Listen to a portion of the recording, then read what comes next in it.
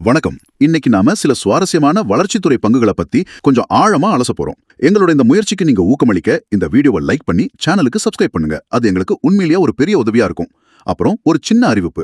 நாங்க இப்போ portfolio analysis service வழங்குறோம். உங்க போர்ட்ஃபோலியோவை ஆய்வு செய்ய விருப்பம் இருந்துச்சுன்னா டிஸ்கிரிப்ஷன்ல இருக்கிற மெயில் ஐடிக்கு ஒரு மெயில் அனுப்புங்க. சரி, இன்னைக்கு விஷயத்துக்கு வருவோம். நம்ம கிட்ட 6 கம்பெனிகளோட டேட்டா இருக்கு.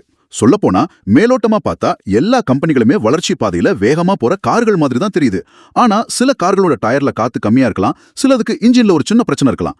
அதாவது அந்த பிரகாசமான வளர்ச்சிக்கு பின்னாடி இருக்கிற சின்ன சின்ன நிழல்களை தான் நாம இன்னைக்கு தேட போறோம். வாங்க ஒவ்வொரு கம்பெனியா பார்க்கலாம். முதல்ல சென்னோர்ஸ் பார்மசூட்டிகல்ஸ்ல இருந்து ஆரம்பிக்கலாம். இவங்களோட சமீபத்திய காலாண்டு முடிவுகள் உண்மையிலேயே ஆச்சரியமா இருக்கு. ஒருங்கிணைந்த வருமானம், அதாவது மொத்த வருவாய் போன வருஷத்தோட ஒப்பிடும்போது 64% அதிகரிச்சிருக்கு. எபிட்டா வளர்ச்சி 87%. இந்த எபிட்டாங்கிற வார்த்தையை நம்ம அடிக்கடி கேட்போம். ஆனா சிம்பிளா அதுக்கு என்ன அர்த்தம்? நல்ல கேள்வி. ஈபிட்டாவை ரொம்ப எளிமையா சொன்னா, ஒரு கம்பெனி தன்னோட முக்கிய தொழில எவ்வளவு திறமையா நடத்தி லாபம் பாக்குதுங்கிறதுக்கான ஒரு அளவீடு. அதாவது வட்டி, வரி எல்லாம் கட்டுறதுக்கு முன்னாடி அவங்க கிட்ட எவ்வளவு பணம் இருக்குன்னு காட்டுறதுதான் இது. 87% வளர்ச்சிங்கிறது அவங்க தொழில் ரொம்ப லாபகரமா இயங்குதுங்கிறத காட்டுது. இது ஒரு அபாரமான வளர்ச்சி. வாவ், கேட்கவே நல்லா இருக்கு.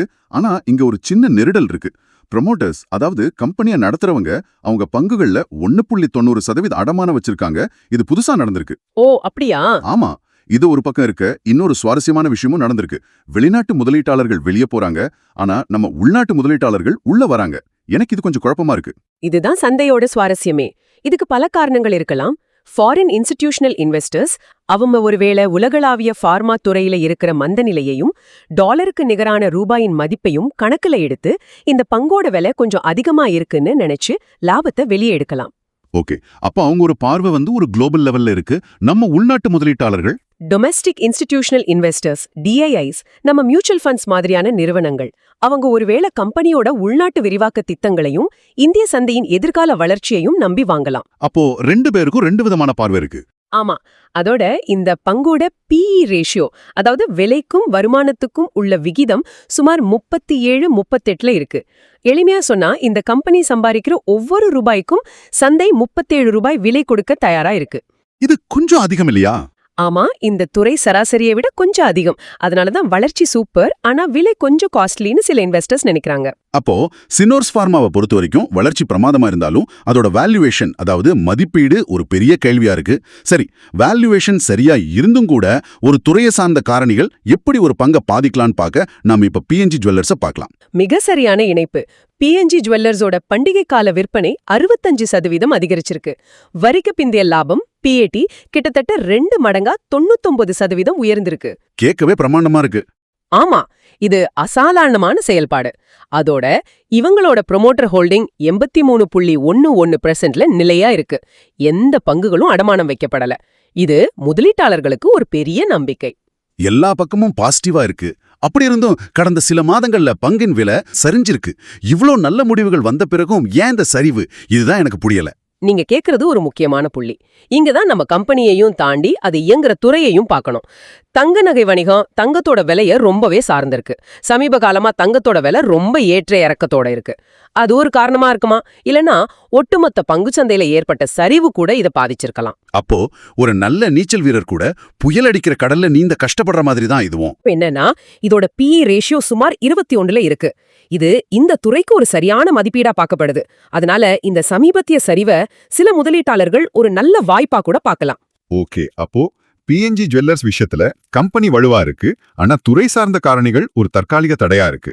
சரி, இப்போ கம்பெனி மற்றும் துறை ரெண்டுமே வேகமா வளர்ந்து, ஆனா கம்பெனியோட உரிமையாளர்களோட நடவடிக்கைகளே ஒரு கேள்வி எழுப்புற ஒரு கேஸ பார்க்கலாம். யதார்த்த ஹாஸ்பிட்டல் ஹெல்த் கேர் துறையில ஒரு ஸ்டார் மாதிரி தெரியுது.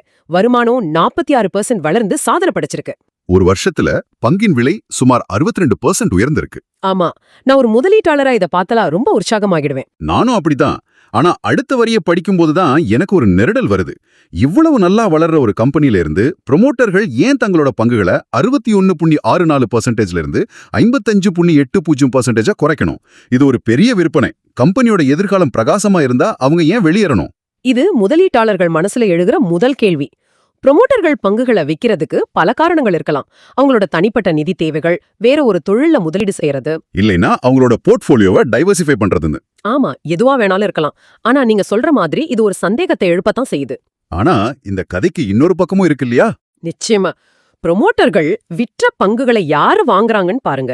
நம்ம உள்நாட்டு நிதி நிறுவனங்கள், அதாவது டிஐஐஸ், தங்களோட ஹோல்டிங்க 8.70% 11.01% அதிகரிச்சிருக்காங்க. இது சாதாரண விஷயம் இல்ல. அவங்க இந்த கம்பெனியோட விரிவாக்க திட்டங்கள் மேலையும் இந்தியா ஹெல்த் கேர் துறையோட வளர்ச்சி மேலையும் பெரிய நம்பிக்கை வச்சிருக்காங்க. இதோட PE ரேஷியோ 39ல இருக்கு. இந்த அதிக விலை எதிர்கால வளர்ச்சி மேல சந்தை வச்சிருக்கிற நம்பிக்கையை தான் காட்டுது. அப்போ இது ஒரு சுவாரஸ்யமான போராட்டம். கம்பெனி ஆரம்பிச்சவங்க வெளியே போறாங்க, ஆனா பெரிய நிதி நிறுவனங்கள் உள்ள வராங்க.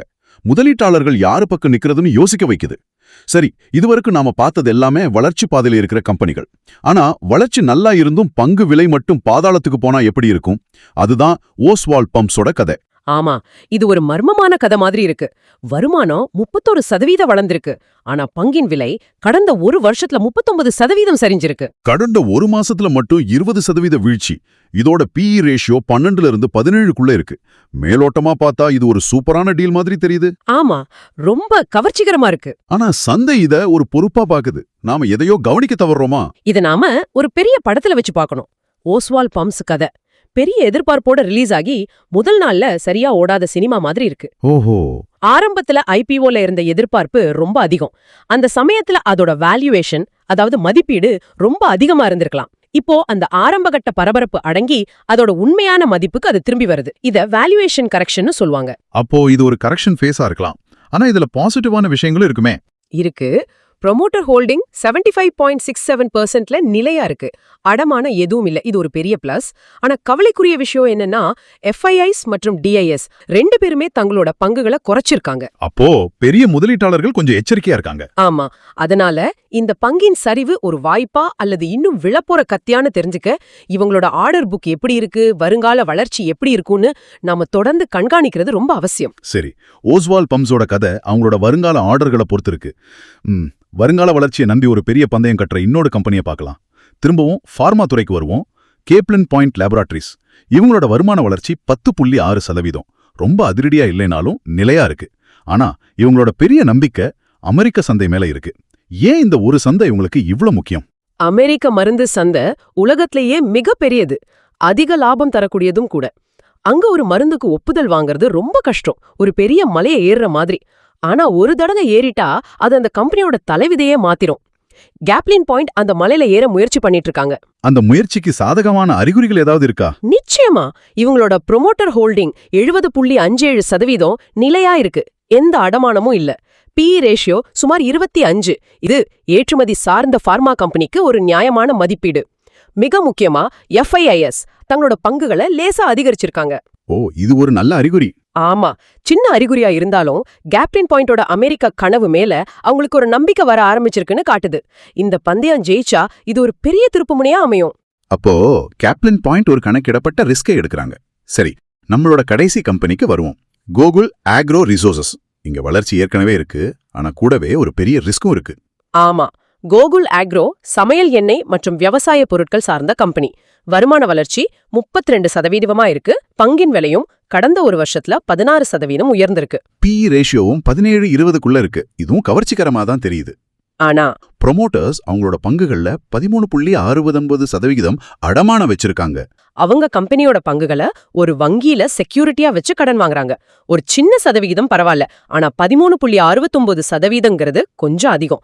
இது அவங்களுக்கு ஏதோ நிதி நெருக்கடி இருக்கலாமோங்கிற கேள்வியை எழுப்பும். அந்த பணத்தை அவங்க கம்பெனி வளர்ச்சிக்கு பயன்படுத்துறாங்களா இல்ல அவங்களோட சொந்த தேவைகளுக்கு பயன்படுத்துறாங்களான்னு தெரியாது. இது ஒரு தெரிவற்ற நிலை. சரியா சொன்னீங்க. அப்போ வளர்ச்சி நல்லா இருந்தாலும் இந்த அடமானம் ஒரு ரெட் ஃபிளாக் மாதிரி. மத்த பெரிய முதலீட்டாளர்கள் இதை எப்படி பார்க்கறாங்க? அவங்களும் இதை கவனிக்கிறாங்க. FIIs பங்குகளை லேசா குறைச்சிருக்காங்க. DIIs கிட்டத்தட்ட பங்குகள் இல்ல, வெறும் 0.01% தான். இது ஒரு வால்யூம் அடிப்படையிலான வளர்ச்சியா இருந்தாலும் இந்த அடமான பங்குகள் ஒரு பெரிய ரிஸ்க் ஃபேக்டர். அதனால வளர்ச்சிங்கிற பிரகாசமான லைட்டுக்கு கீழே இந்த அடமானம்ங்கிற நிழல் இருக்குங்கிறத முதலீட்டாளர்கள் மறக்கக்கூடாது. சரி, இந்த 6 கம்பெனிகளையும் சேர்த்து பார்த்தா நமக்கு என்ன புரியுது? ஃபார்மா மற்றும் ஹெல்த் கேர் கம்பெனிகள் வலுவான வளர்ச்சியை காட்டுது. ஆனா எல்லா கம்பெனிகளிலும் வேல்யூஷன், ப்ரொமோட்டர் நடவடிக்கைகள், இன்ஸ்டிடியூஷனல் இன்வெஸ்டர்ஸோட போக்குன்னு நாம கவனிக்க வேண்டிய பல நுணுக்கமான விஷயங்கள் இருக்கு. ஆமா, வளர்ச்சி எண்கள் ஒரு திரைப்படத்தோட ட்ரெய்லர் மாதிரி தான். முழு படத்தையும் பார்த்தாதான் கதை புரியும்.